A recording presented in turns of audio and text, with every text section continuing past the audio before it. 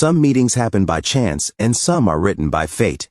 When this man accidentally meets a little girl scavenging for survival, fate not only changes her life, but also ends up saving his precious daughter's life. One decision that changes everything. Lives saved in secrets so deadly yet so close to home, uncovered.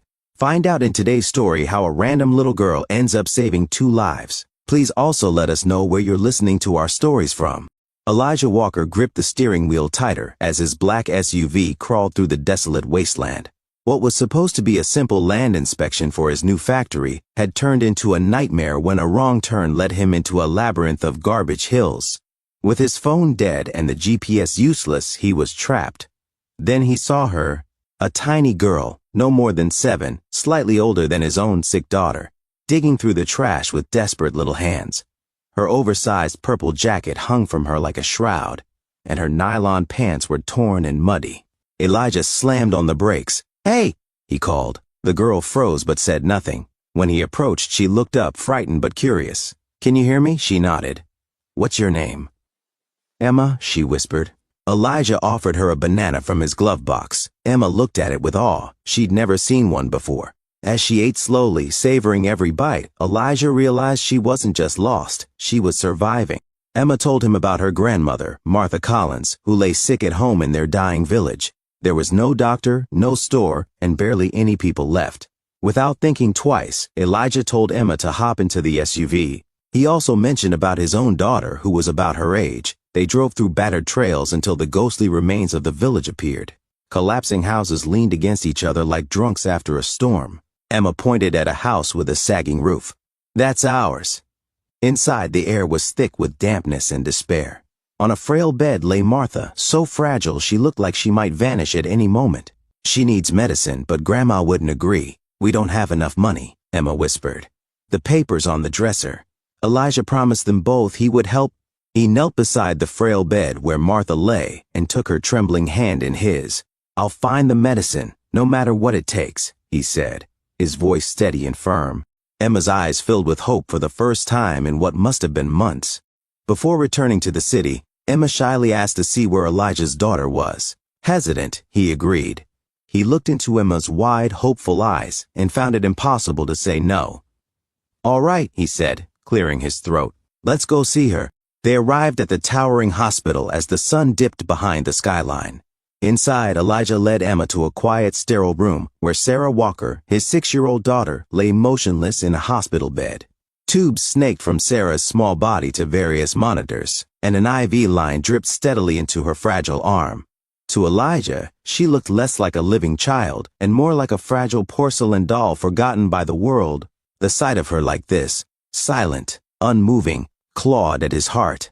Emma, who had been silently observing, wandered to the bedside table, curiosity flickering in her wide eyes, and picked up an empty medicine bottle, setting in motion a discovery that would change everything.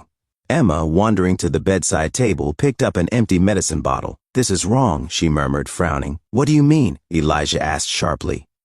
"The label, it says the medicine is too strong. It's written in Swedish."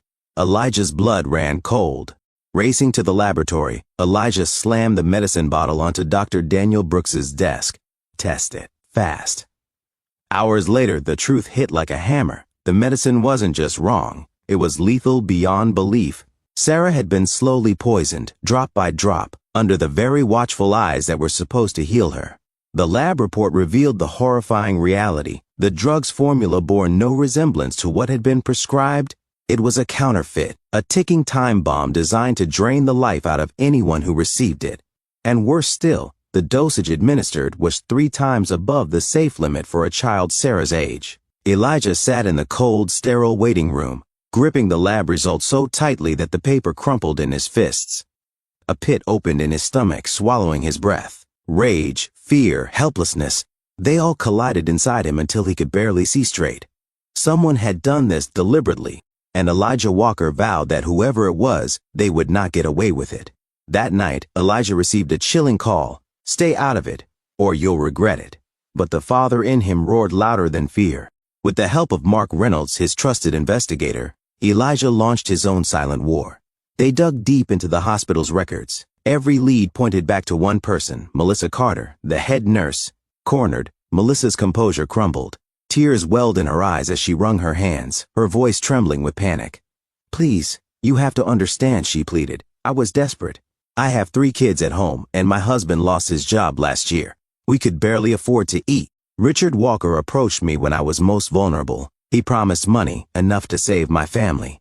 I swear, I didn't know the medicine was deadly. I thought it was just cheaper, not dangerous." She sobbed openly now, clutching the front of her uniform like it could anchor her. "I swear it was Richard Walker. He orchestrated it all. He told me no one would find out, that it was safe, that it was for the greater good."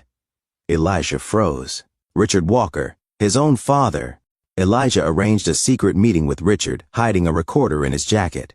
"You knew," Elijah accused. Richard smirked. "That girl was ruining your life. I simply helped you cut loose the anchor holding you back." The confession spilled out, cruel, cold, unapologetic, like poison seeping from an old wound. "I wanted you free, powerful, unstoppable. Not chained to a mistake that would sap your strength and your future. She was a weakness, a flaw in your armor. I merely corrected the course you refused to see for yourself." Elijah left the meeting without looking back. The recording burned a hole in his pocket. Police stormed Richard's office within hours. The court case was swift, brutal, and public. Richard's crimes stretched far beyond just Sarah's case. An extensive investigation revealed a vast network of deceit he had built over the years, funneling counterfeit medicines into dozens of hospitals across the state. His greed had endangered countless innocent lives, leaving behind a trail of silent victims whose suffering could never truly be measured. Financial records, hidden transactions, and secret partnerships were uncovered, painting a chilling portrait of a man who placed profit above human life. The sentence was severe: 20 years in a maximum security prison with no possibility of parole. The courtroom buzzed with a mix of outrage and relief as the judge's gavel came down. Justice, though delayed, had finally been served. As his father was led away in handcuffs, Richard hissed, "You are no son of mine." Elijah met his gaze, calm and unflinching. "Good." Weeks later, Sarah's little hand twitched in Elijah's palm. Her eyelids fluttered open. "Daddy?" The world stopped spinning. Tears blurred his vision as he hugged his daughter, whispering, "I'm here. I'm right here." Sarah was alive.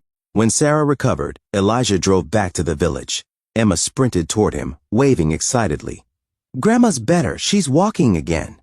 True enough, Martha stood on the porch, a warm smile on her weathered face. Elijah knelt and opened his arms. Emma leapt into his hug. "Sarah wants to meet you," he said. Emma's eyes widened with joy. Life began anew for all of them. Elijah bought Martha and Emma a cozy home near the city. Sarah and Emma became inseparable, laughing, playing, and drawing dreams in colored chalk across the sidewalks. At last, Elijah found what he thought he had lost forever, not just his daughter, but hope. And a real family. Some stories of brokenness end in bitterness. But sometimes, just sometimes, they end in light. What do you think of Emma's life-saving heroic act? Do you also think you meet some people by fate to change things for good in our lives? This meeting not only saved Sarah's life, but also Emma's grandma's. Such a heartwarming story. Please share your thoughts in the comments below, and thank you for listening to Storyline Narratives.